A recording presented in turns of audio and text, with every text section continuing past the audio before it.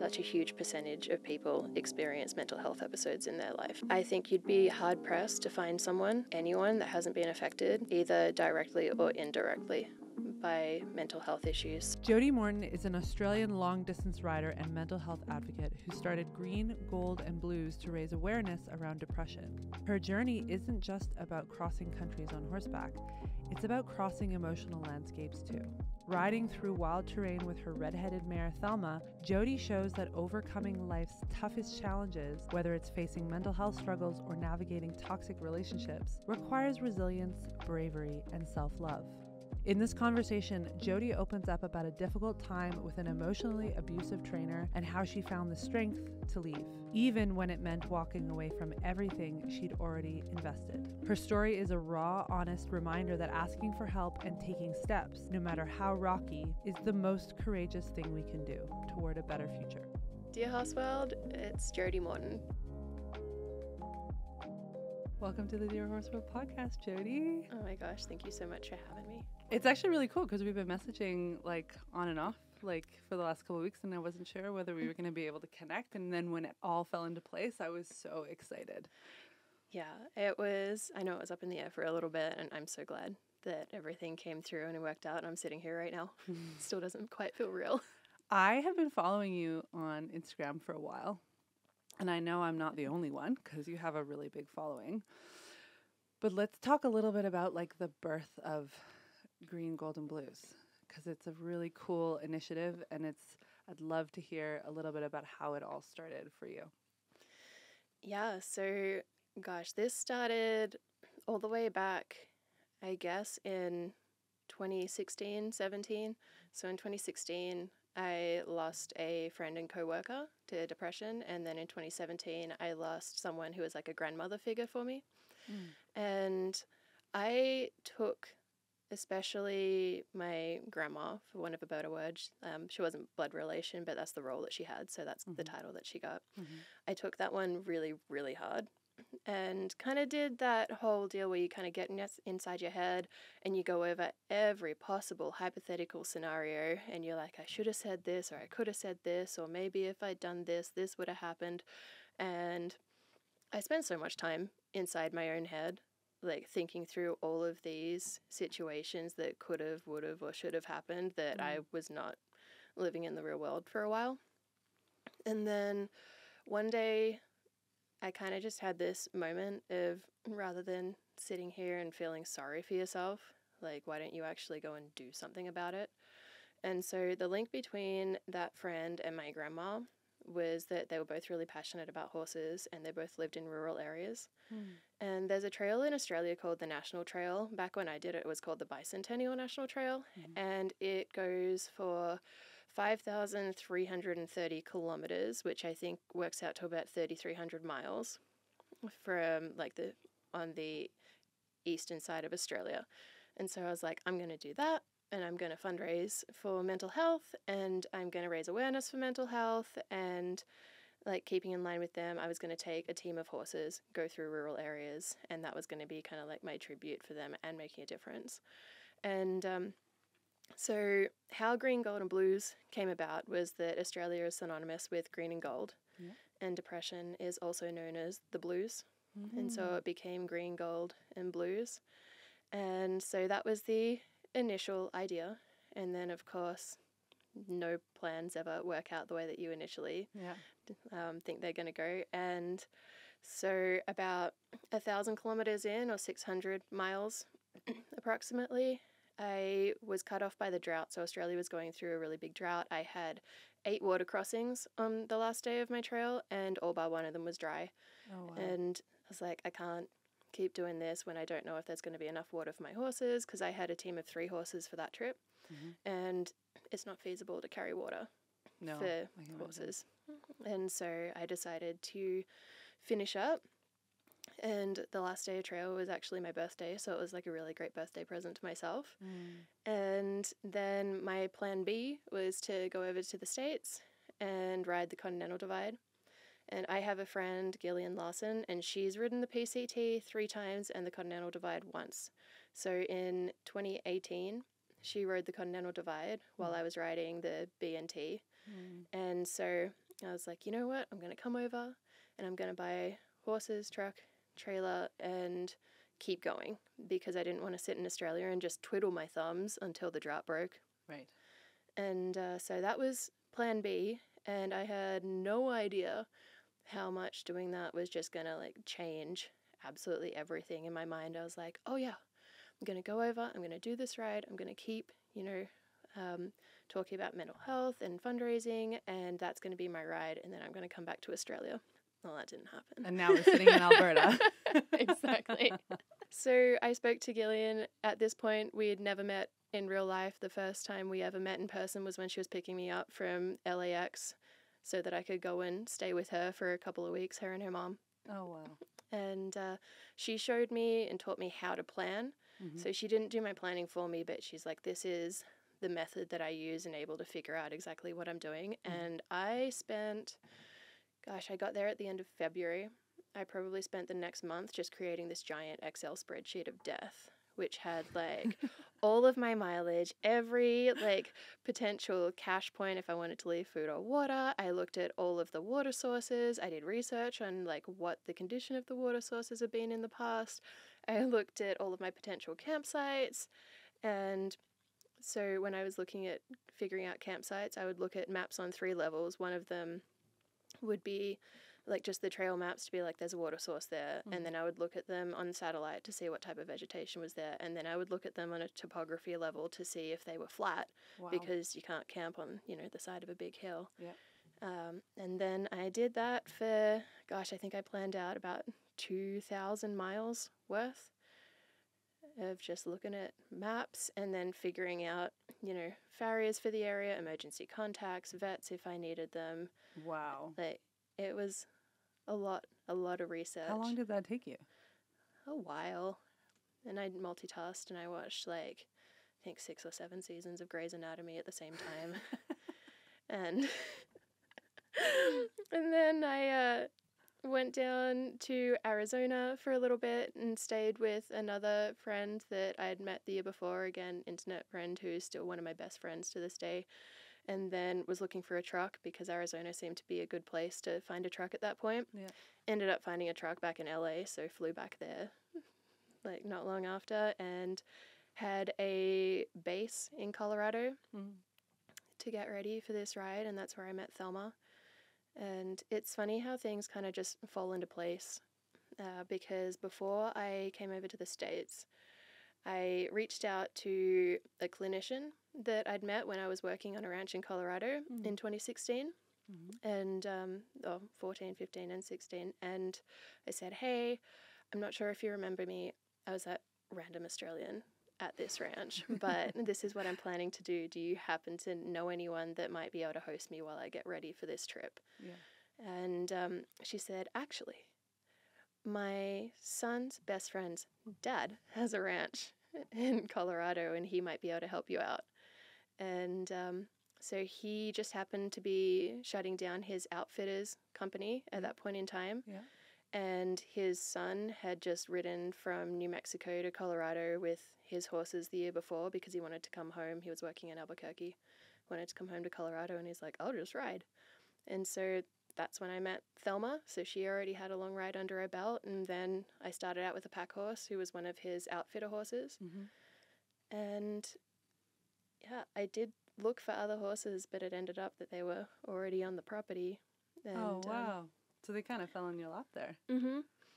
Yeah, it's amazing. I did try a different horse to start with as my pack horse, and then I was like, I don't think he's going to be quite suitable, and then tried Tigger, and he ended up being a match. But it was amazing how everything kind of just fell into place for that time being. And then that year was a record snow year, and so I had to jump all over the place. Started in Wyoming because that was the lowest elevation. It was flat, and I'd been working to get my horses fit, and so starting out on just longer flat days without any elevation was going to be able to help me with their fitness and be able to build up slowly to when we do start on the elevation grade. I'd just come off a 600-mile, 1,000K ride in Australia, so I wasn't completely new to this. I'd had some experience for whatever reason, and I still to this day have no idea why I did this. That first day, or that first little section in Wyoming, I didn't pack all of my gear into garbage bags inside my saddlebags. We got rained on so hard. I was saturated, and then it started snowing and sleeting, and I was so cold. Oh, wow. Rookie error on day one when I should have known better. That type of experience, you must just learn by doing. Like, I think you can prepare a ton, but you must just learn by doing. Yeah. Oh, most definitely. And I'd already made a bunch of mistakes on my previous ride, and so I was a little older, a little wiser, and I knew better. I still think about it today. I'm like, why did I do that? So Thelma is your main riding horse, who we see a lot on Instagram. Yes. And then your pack horses are?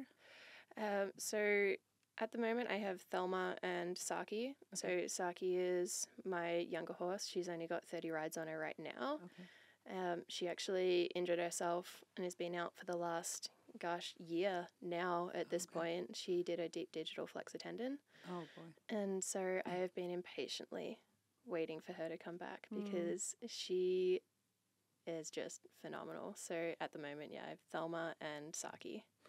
And can you tell us a little bit about Thelma? Because she's obviously a big feature, and she seems like a really cool horse. She is, my other half, really. Yeah.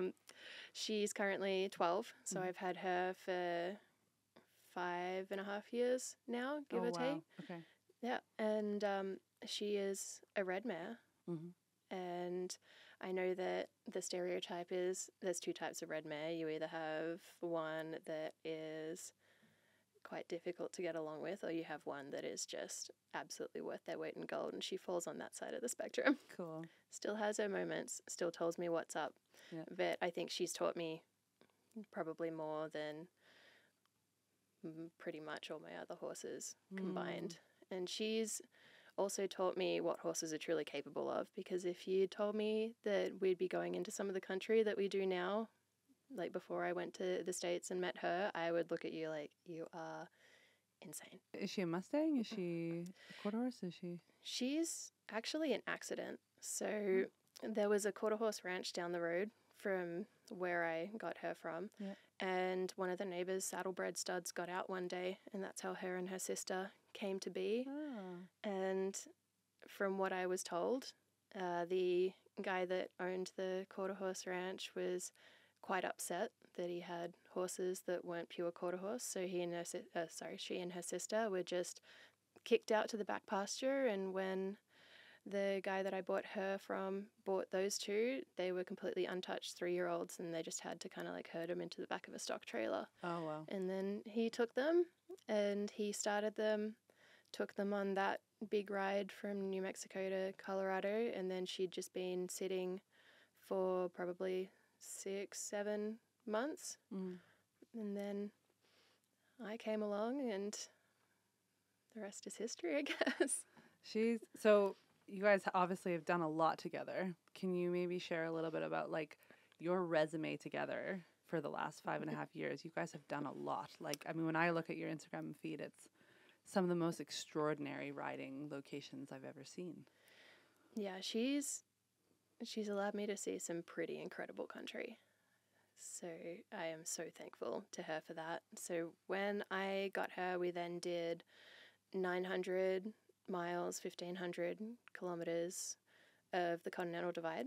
Yep. So I think that's probably a big thing about a big part of why we have such a strong relationship, is because we were lucky enough to be able to put more miles and hours in together in the first, 5 or 6 months than most people are able to do in the space of a couple of years. Just, with life, it's really, really hard to be able to spend that much time together. But we were together 24 hours a day.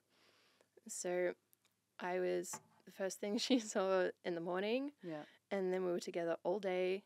She was constantly with me at camp. The only time I wasn't staring at her was overnight when I was asleep, and I'd wake up multiple times in the night and just kind of peek out and check. And so we did the Continental Divide, and then so I finished that at the end of September in 2019. Yeah.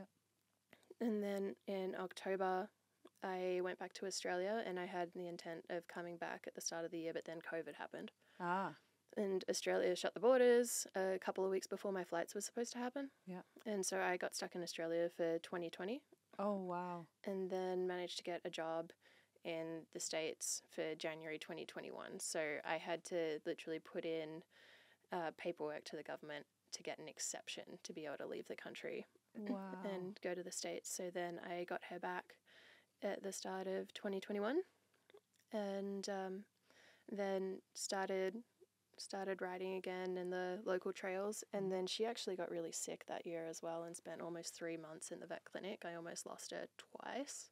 Oh. She got strangles, but we were away. And then we had someone looking after the horses, and it got missed, and so she was really, really sick and was hospitalized for a long time. So I was going out and visiting her every day and just kind of hand walking her and grazing her, and she made it through. We had to go through multiple rounds of antibiotics, and then in that time I picked up another gelding, and then got Thelma back and picked up Saki kind of shortly after that. Mm-hmm. And then, gosh, had her, we went down to Arizona for the winter because I'm a wimp. And I don't like the cold. My Australian blood freezes. Yeah. And it was just able to kind of come back and do some more riding. It was a little bit more infrequent for 2021 and 2022. And then, went back down to Arizona again for the winter of 2022. And then 2023, I lived out of my trailer for the summer, and I was still working full time. So I had Starlink, would work during the day, and then would ride in the evenings. And we kind of just traveled around. How did you manage that, being away from her for a whole year? That must have been so stressful. Like, I can't even imagine being away from my horses for, like, stranded away from them. Yeah, it wasn't fun. Yeah.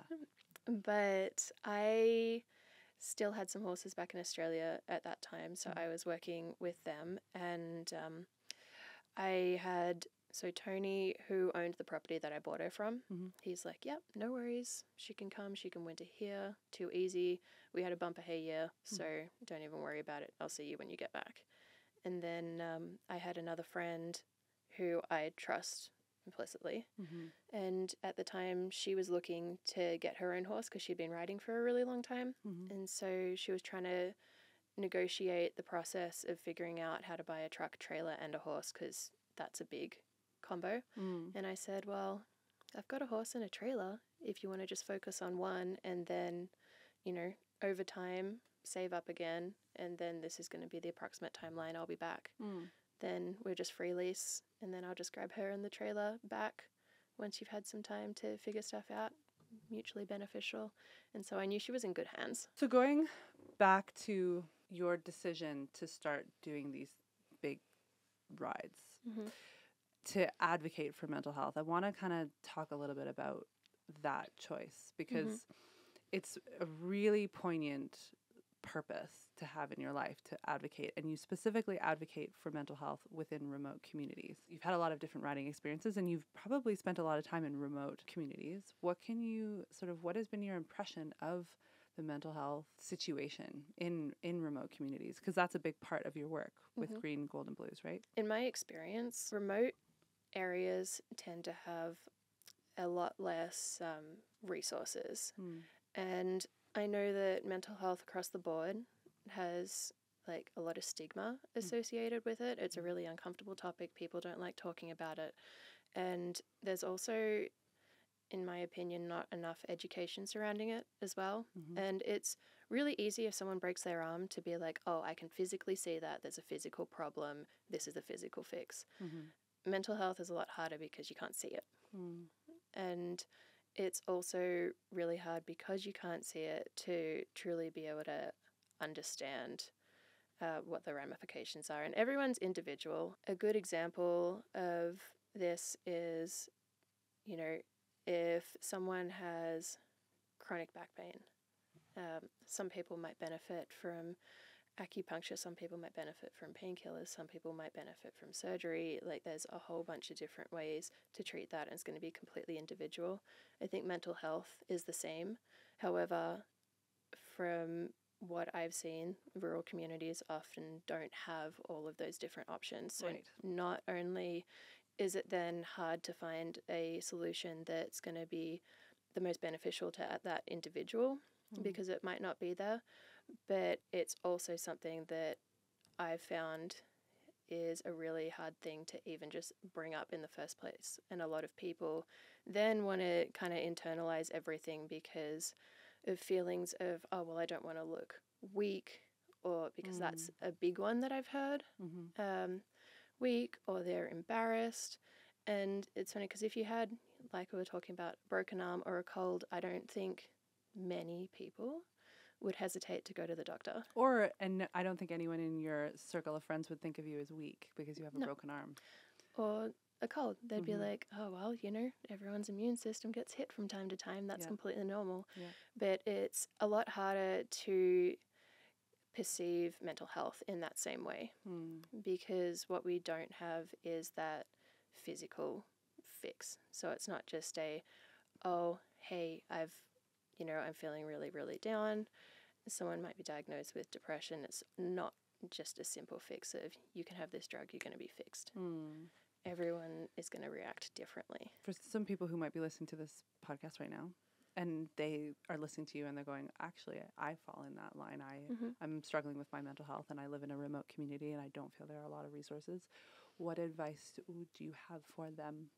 The resources available, even if it's not something that's available in that community, there are lots of national resources that are going to be able to be just a really good first start. And I think one of the biggest things is understanding that even just acknowledging that you're not okay is just such a huge first step.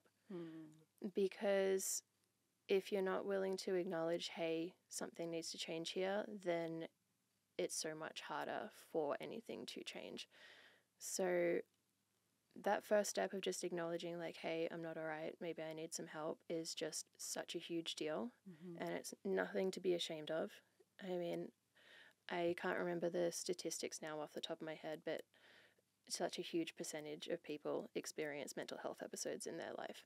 And I think you'd be hard-pressed to find anyone that hasn't been affected either directly or indirectly by mental health issues. So even if it's not you personally, you might have, a parent, a sibling, a friend, a coworker that struggled with mental health. So it's definitely not something that's uncommon. It's something that is or can be hard to address. And I think one of the other things is, like, just touching back on that education side, is that for some people, even when they're like, okay, I'm not feeling all right, who can I speak to? You want to be able to speak to someone that you trust. But it's one thing to say, hey, I'm going to be here for you, but it's another thing to be like, well, how can I help that person? Because some people are like, I don't know what to do here. They feel overwhelmed. So I think education surrounding mental health, if we could kind of get that in my ideal world, in the curriculum in school, that would be so fantastic. Just helping others understand or educate them on how they're going to be able to be the best support. And that doesn't always mean doing it themselves. That could mean, hey, I'm going to support you while you reach out to, this hotline, or while you are speaking to this therapist or counselor, like, I'm going to be here to support you and help you know that that's okay to go and get that help. So I did a mental health first aid course. Oh, cool. I didn't even know that was a thing. Exactly. I didn't know that. Mental health first aid. But that's something that I had to specifically seek out and find for myself. Okay, well, we'll make sure to put in the show notes some links of where people can learn more about that, because that is so cool. I didn't know that. I mean, I'm getting goosebumps right now, just being like, yeah, isn't it really, really cool? That is really cool. Not only does that help educate about mental health in itself, but it's going to help educate people on the best course of action to take when they are trying to assist a friend or family or co-worker with navigating that time. So, yeah, and I think the more people are educated on it, then the less stigma there is going to be eventually. And I've noticed, like, even in the time that I've been looking at the mental health industry, I feel like the stigma has decreased over time since 2017 to now, when I first been focusing on it. Because to be perfectly honest, growing up, I never thought I'd be involved in like this particular area. Yeah. And it's always really easy to kind of look at it from the outside and empathize with it, but I don't think it's not until you're really affected by it that you truly understand like how important it is to really get this topic of conversation going, because I feel like the more people talk about it as well, the more comfortable you're going to feel. Like, just the more it's part of a common conversation within our friendship groups, our family groups, within school systems. I think having that within the school curriculum would be amazing. I think even having the conversation at barns or within your horse community is really important, because often we have that shared passion with our horse friends, right? Yeah. And so I think sometimes there can be a level of safety felt amongst that community because you're already more like-minded than maybe some of the other social circles. So you worked for IBM. You have a big corporate background. I worked at IBM and Hewlett-Packard. Right.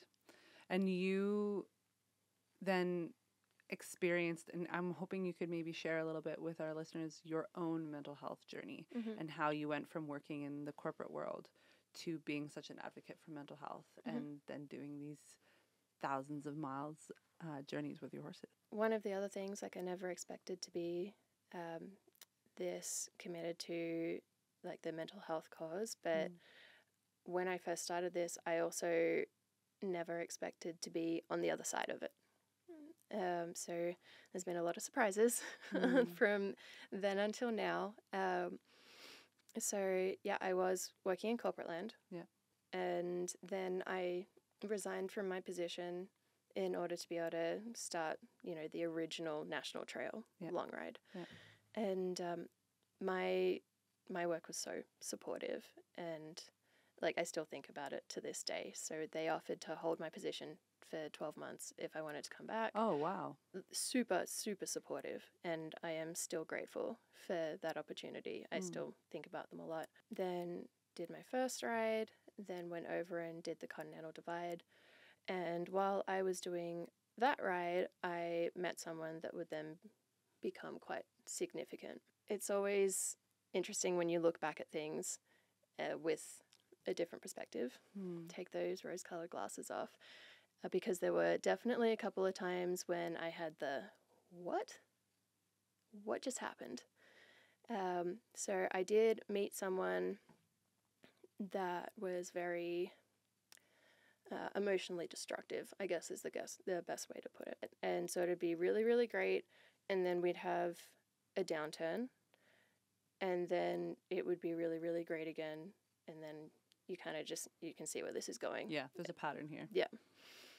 So it'd be this cycle, but over the course of time that we were together, the length of those cycles would start getting shorter and shorter and shorter and shorter and shorter.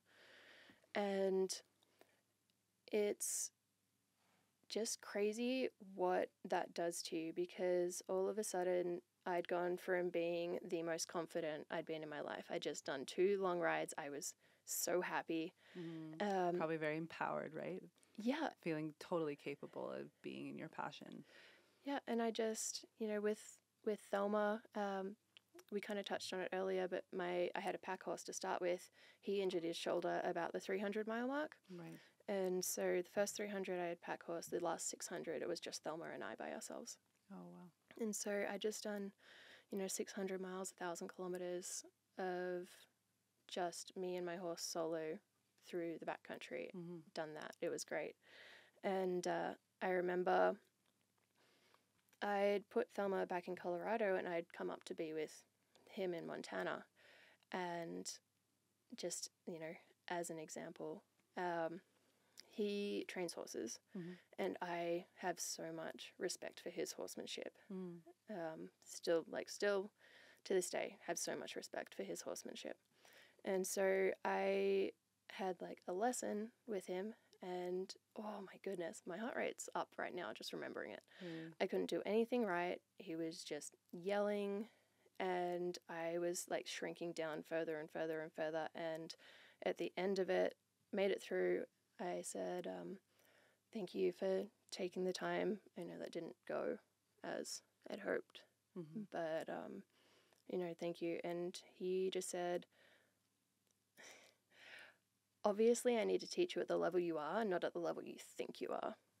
Turned around, walked away, and I just remember feeling shattered, because this is a person that I respect and look up to in both a horsemanship professional capacity, but this was also supposed to be someone that was my partner, that's supposed to kind of build you up. Supposed to be a safe space.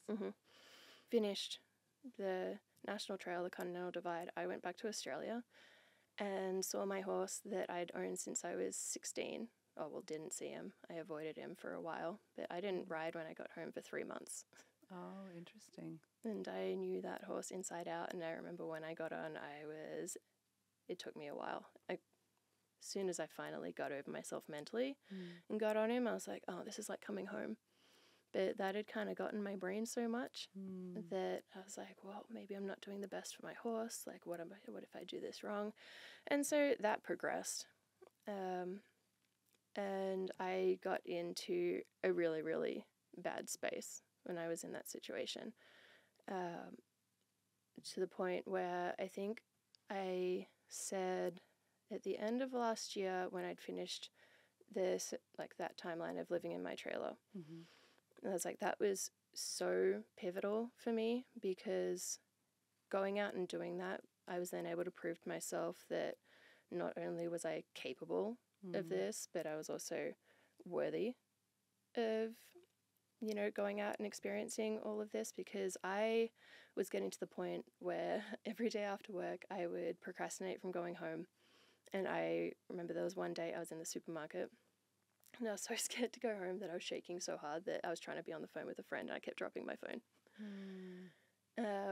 And so many people with the rides that I do, it's definitely a lot different from the terrain that you usually see, and it's completely outside of the comfort zone of a lot of people, which I understand, because the rides that we do now were way outside the comfort zone that I had back in Australia.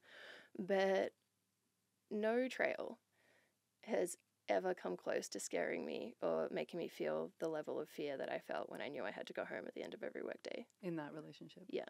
Wow. Horses have been such a huge part of being able to come out on the other side of that. And it wasn't instant. Like, when I finally managed to get out, I tried to leave multiple times and it just didn't work out. But when I finally did leave, it took me a year before I started to start feeling like myself again, because there were so many things that had been like ingrained in me at that point. Because when you have someone like that, then they kind of break down your sense of self, but your ability to believe your own emotions. So he would always tell me that I was reacting incorrectly to a situation. I was too emotional. I shouldn't be doing this. And that I had all of these character flaws. And I was just lucky that he was the person that was sticking around to help me work through them, because no one else would. That's like gaslighting, isn't it? When you start to question your own reality because the person is denying the reality that you're experiencing. Yeah. Do you think you stayed in the relationship because he also offered you a ton of mentorship and horsemanship? Do you think that was like a pull? I think that was somewhat of a factor, but at the same time, I got so scared of riding in front of him that I wouldn't even ride Thelma. Oh, wow. I learnt quite quickly that it was a lot easier for him to be angry at me for not trying than it was for him to be angry at me for trying and getting it wrong. Wow. Okay. I think it would be really helpful for those who are listening right now who might feel like they're listening to you and they're going, I'm actually in a situation like that. I'm in a relationship like that. If you could share maybe some advice to those who are listening of what they can do if they feel, one, helpless in the relationship, and also like they're not quite sure how to exit. or advocate for themselves to exit? This was something that was extraordinarily hard for me. Mm. And it was also something that I feel as though my exit is going to be kind of unique, like depending on all the situations. So I was really lucky in that he never physically was abusive at all. And I know that a lot of people are in a different situation to what I was, and I was also extremely lucky that I never had children. So the only person that I needed to look out for was myself and my animals. So what I ended up doing with the support of my friends was they helped me get prepared to leave. I already had somewhere lined up that I was going to go to. I had a friend's place and they let me stay there while I figured out what I was doing.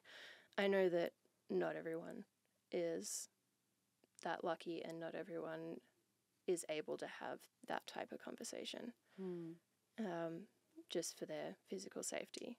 So it sounds like a pivotal piece would be to, one, reach out and have some support from some third parties. So that's either friends or maybe even like members of the community that you feel you can trust. Because I think it sounds like navigating that situation alone would feel very challenging. How did your horses play a part in all of this? Thelma was just amazing because I'd been not even wanting to ride her when I was with him, and then being able to start riding again and just getting back to where we were. She was such a great support. It took me a long time. Like, there was a day I went and rode the Grand Canyon after I left. It was Halloween that I did it. So I'd left in August, September, October. So 2 months after I left, I went and did the Grand Canyon. And so I went down the South Kaibab Trail and didn't manage to go like all the way down to the very bottom, come back up. And this was something that I'd been wanting to do and working towards since I'd done the Continental Divide in 2019. So we're 3 years later, and it's something that I was like, you know what? We did it. It's been a goal for years, and we did it. And I got up the top, and I was sitting on Thelma, looking out over the canyon, and I felt nothing. Absolutely zero. I was obviously proud of her because that's a technically challenging trail. There's very few horses that I would take on it. Then I started berating myself and being like, well, what's wrong with you? Like, why aren't you feeling something? Like, you should be like proud. Like, you've done all of this and you can't even like appreciate the fact that you've done it. And I had to like cut that off really quick. But it's just like a really, really strange reaction to achieving what is a big goal. And I mean, after the fact now, I can look back and be like, that was really, really cool. And I've been able to, through my videos, I know a lot of people really enjoy the videos that I'm able to put out. A lot of people aren't able to ride anymore for whatever reason, be it, physical, geographical, like time-wise, family comes first. But I personally am able to look back at those videos now and feel everything that I should have felt at the time. It was just really delayed. So Thelma's been a really, really good, consistent part of my life where she's just always been there, no matter what. We've been highs, lows. I mean, the Continental Divide was a real high, and that period was kind of a real low. Getting back out when I was able to travel last year and live in my trailer, really big high. So she's just kind of been that rock that's been there the whole time. As I'm listening to you, I'm realizing something that I feel is resonant for all of us, which is the integrity of our inner voice is something we have to like really preserve and really cherish. And I've had an unkind inner voice throughout my life. I definitely moved through lots of imposter syndrome building this business. And I listen to you and I hear someone whose inner voice was fundamentally influenced by an individual. Mm-hmm.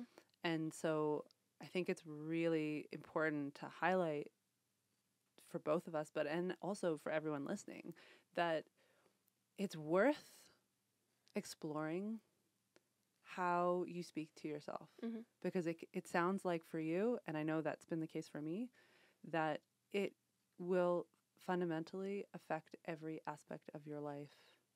If whether it's a good, whether you speak to yourself kindly or whether you speak to yourself not so kindly. I think a big thing that has helped me shift my perspective in that regard is two things. One of them is, would I ever speak to a friend this way?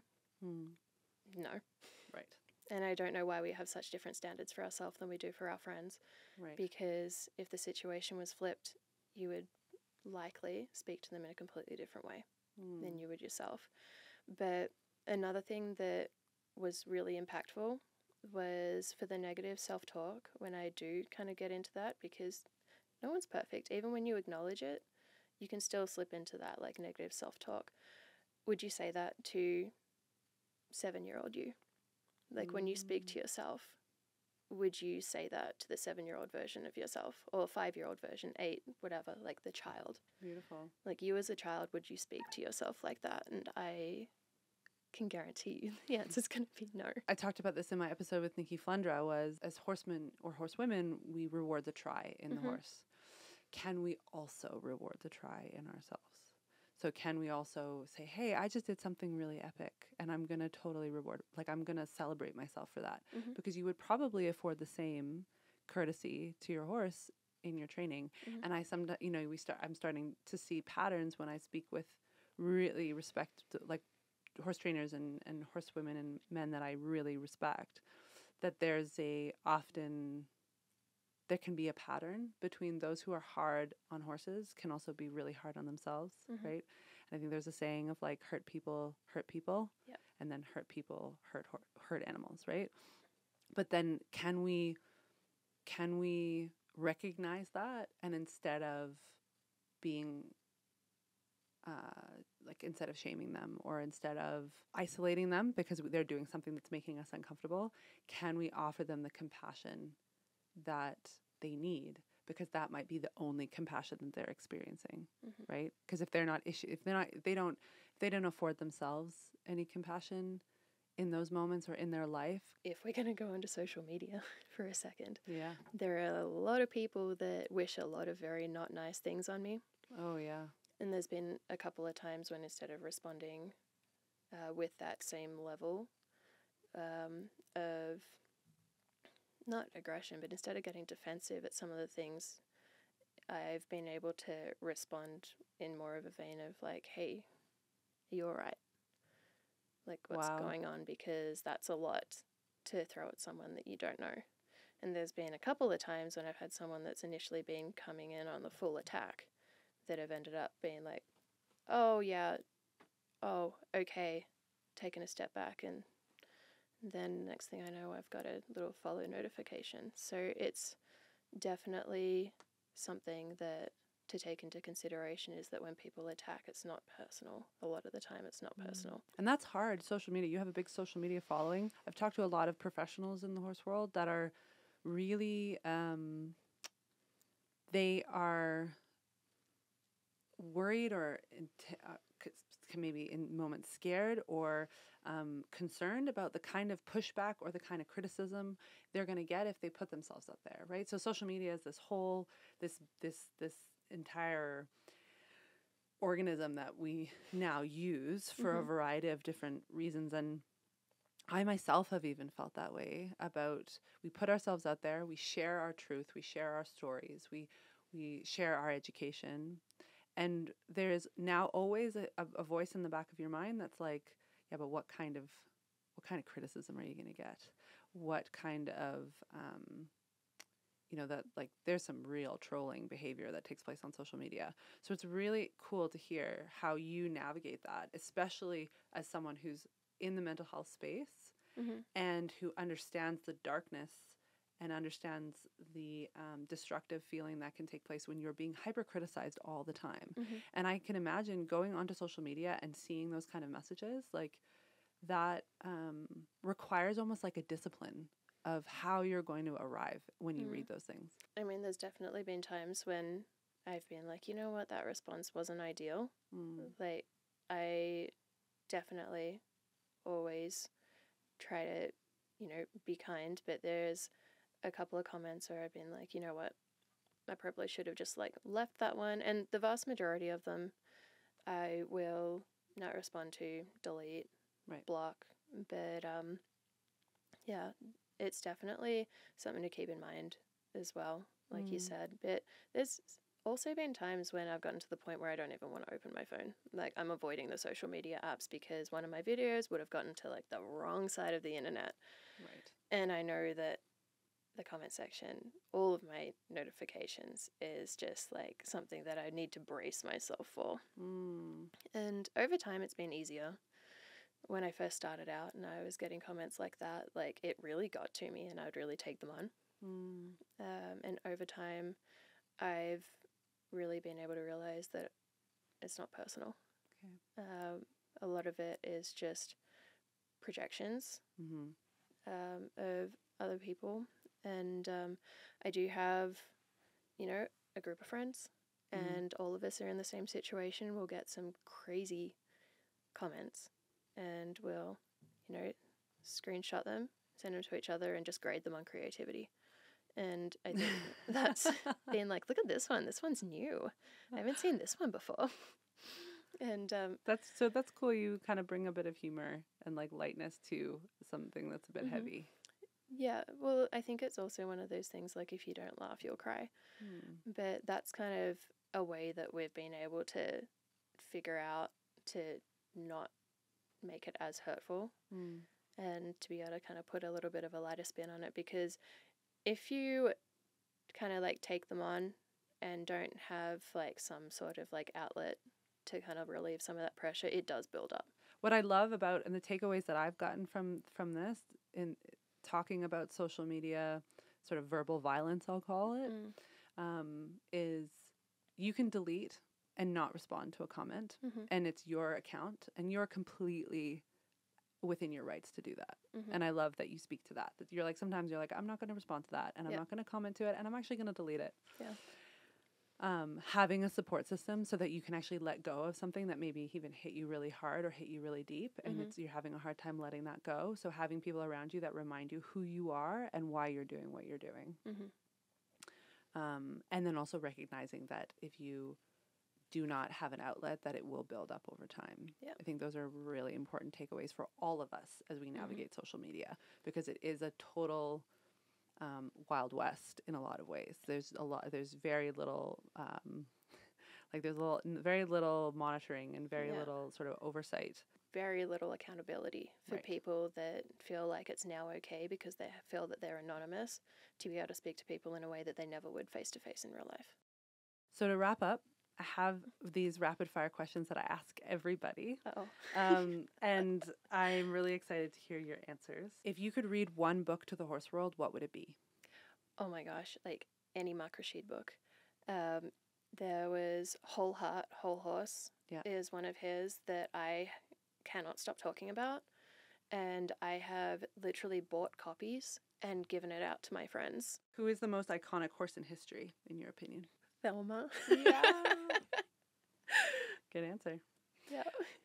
Most undervalued skill as a rider? Being able to trust your horse. So this is something that took me a long time to learn, and it's hard. But I feel as though if you're going to be in a true partnership with your horse, you have to be able to trust them if you're going to expect them to trust you. And then that's also leads into a lot of the bridleless riding that I do.